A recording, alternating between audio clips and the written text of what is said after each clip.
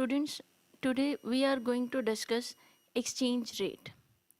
किस तरीके से इंटरनेशनल मार्केट में इंटरनेशनल ट्रांजैक्शंस को कैरी करने के लिए एक्सचेंज रेट इफेक्टिव होता है और किस तरह कोई सी भी दो करेंसीज आपस में निगोशिएट होने के लिए या फिर बाय और सेल करने के लिए एक्सचेंज रेट कौन सा यूज़ होता है और किस तरीके से उसको कैरी किया जाता है.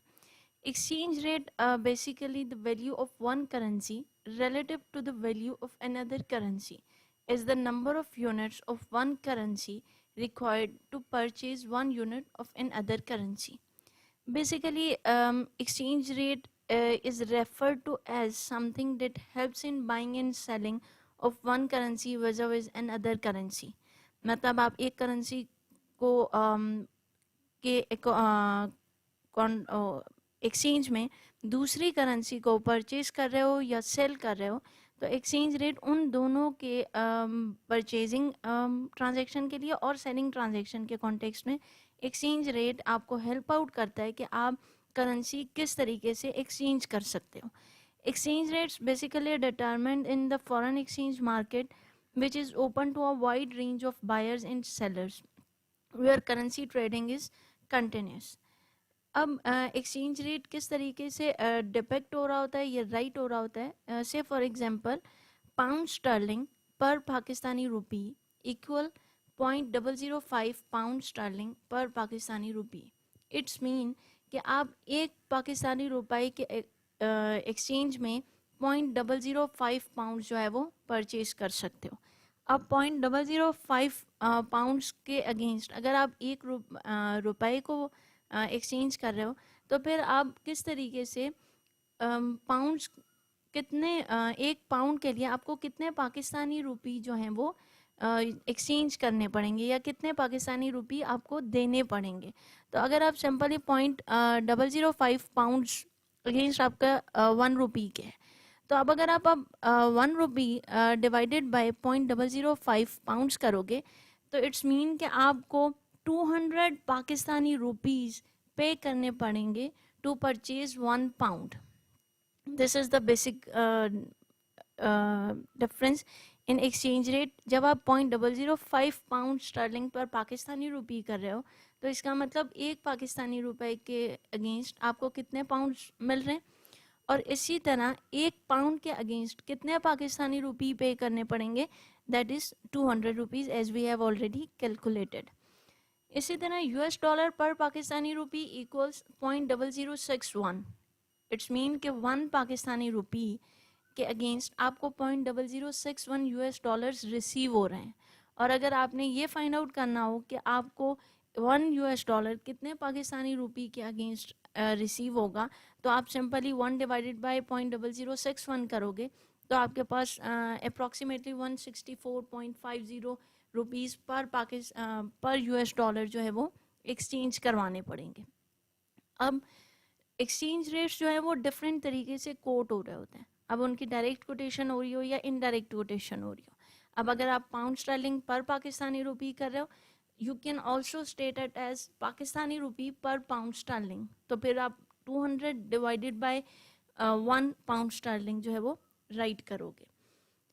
रिटेल एक्सचेंज मार्केट में एक्सचेंज रेट्स डिफरेंट तरीक़ों से डिज़ाइन हो रहे होते हैं या फिर डिफरेंट तरीके से उनको मेजर किया जा रहा होता है. अब डिफरेंट बाइंग रेट और सेलिंग रेट जो है वो कोट हो रहा होता है और नॉर्मली जो है buying rate is the rate at which money dealer is willing to buy the foreign currency where is selling rate is at the rate at which the dealer और a trader is willing to sell the foreign currency. अब जो quoted rate हैं वो incorporate होंगे is an allowance for dealers. अब एक foreign currency से for example हमने अभी ऑलरेडी डिस्कस किया कि पाउंड स्टर्लिंग 0.005 पर पाकिस्तानी रुपी में भी उसका जो बाइंग रेट है वो 0.0051 हो और सेलिंग रेट जो है वो 0.0052 हो. तो जो 0.0051 और 0.0052 का डिफरेंस होगा वो जो डीलर्स हैं वो उनका अलाउंस होगा for the exchange of these currencies. अब डिफरेंट रेट्स में ऑल्सो भी coated for different kinds of exchanges such is cash के लिए और रेट नॉमिनेट हो रहा होता है डॉक्यूमेंट्री फॉर्म के लिए से फॉर एग्जांपल ट्रैवलर्स चेक के लिए और रेट कोट हो रहा होता है, और इसी तरह इलेक्ट्रॉनिक ट्रांसफर्स और ट्रांजेक्शन्स जिनमें के क्रेडिट कार्ड परचेजेस आते हैं, उनमें डिफरेंट रेट जो है वो अप्लाई हो रहा होता है. Usually there is the higher exchange rate in case of the documentary evidences or the documentary transactions. Reason being कि documentary transactions को वर्कआउट करने के लिए नंबर ऑफ डेज जो हैं वो ज़्यादा रिक्वायर्ड होते हैं as compare to the cash transactions. और उसके अलावा डॉक्यूमेंट्री क्रेडिट्स या डॉक्यूमेंट्री जो डॉक्यूमेंट ट्रांजेक्शन्स होती हैं उनको क्लियर कराने के लिए कॉस्ट भी अप्लाई होती है, जबकि कैश के केस में ऐसी कोई भी चीज़ इनकॉर्पोरेट नहीं होती.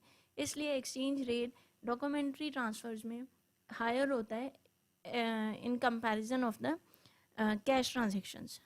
अब डिफरेंट परचेजिंग और selling rates of the currency define हो रहे होते हैं. जिन एक्सचेंज रेट्स में या जो भी स्टॉक एक्सचेंजेस वर्कआउट कर रही होती हैं वो बुलिश और बेयरिश ट्रेंड दोनों के साथ बिहेव कर रही होती हैं. अब आपकी मार्केट और से फॉर एग्जांपल आपकी करेंसी बुलिश ट्रेंड को फॉलो कर रही हो या बेयरिश ट्रेंड को फॉलो कर रही हो. अब इन दोनों का डिफरेंस क्या है?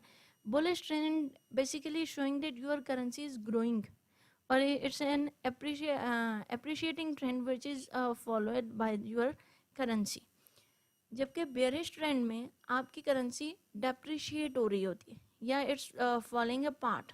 सो this is the difference between the bullish and the bearish trend. अब एक्सचेंज रेट जो है वो नॉमिनल एक्सचेंज रेट भी होता है और रियल एक्सचेंज रेट भी होता है. डिफरेंस क्या होता है नॉमिनल एक्सचेंज रेट में और रियल एक्सचेंज रेट में? Nominal exchange rate is basically an economic value expressed in monetary terms. It is not influenced by the change of price. It's mean कि जो भी आपका रेट होगा उसका इस चीज़ से कोई फ़र्क नहीं पड़ता कि आपके कंट्री में इन्फ्लेशन क्या है या आपकी कंट्री में परचेजिंग पावर पैरिटी क्या है.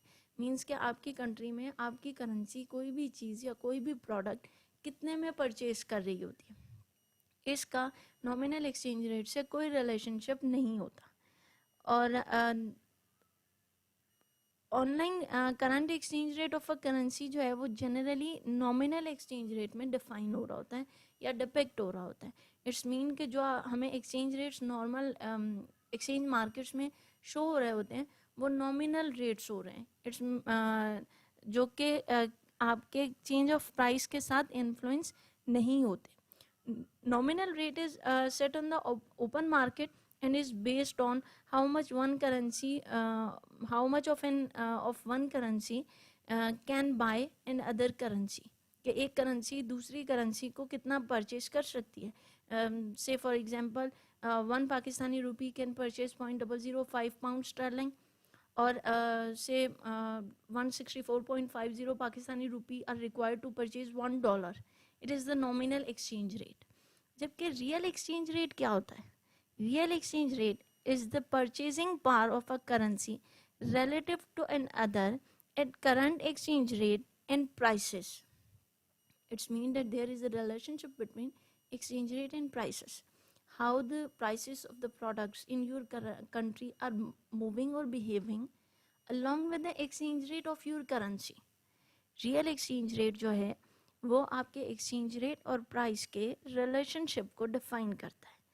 It is the ratio of the number of units of a given countries currency necessary to buy a market basket of goods in the other country after acquiring the other country's currency in the foreign exchange market.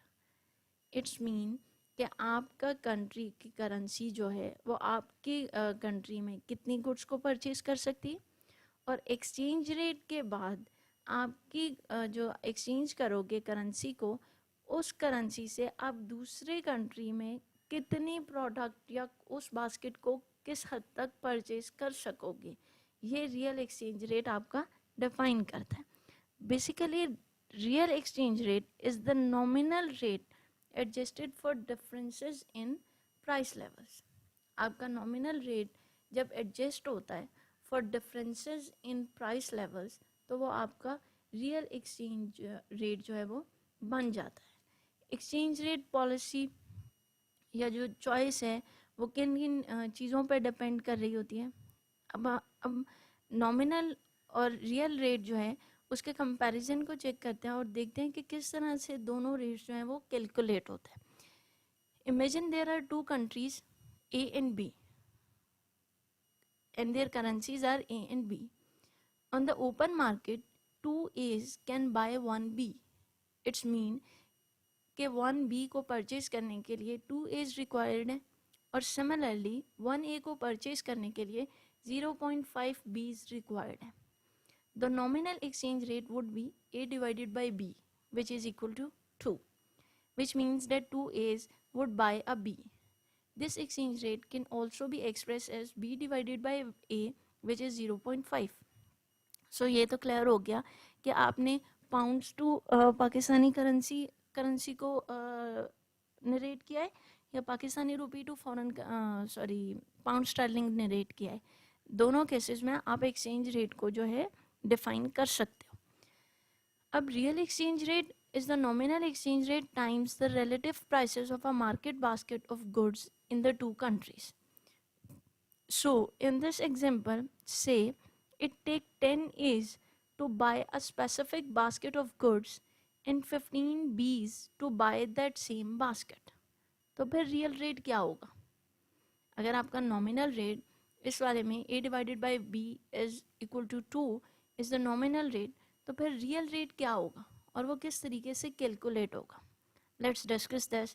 क्या आपका nominal rate जो है वो simple A divided by B था, तो हमने 2 divided by 1 किया which is equal to 2, तो फिर हमारा नॉमिनल रेट हो गया. अब रियल रेट कैसे कैलकुलेट होगा?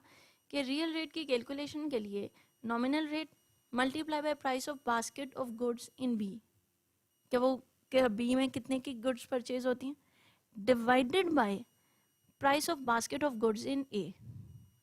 वो किस तरीके से नरेट हुआ कि आपका नॉमिनल रेट था 2, price of basket of goods in B was 15 which have already been stated कि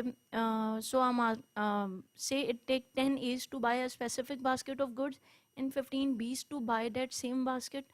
तो फिर इसका मतलब है कि price of basket of goods in B जो है वो 15 हुआ और price of basket of goods in A कितना हुआ 10.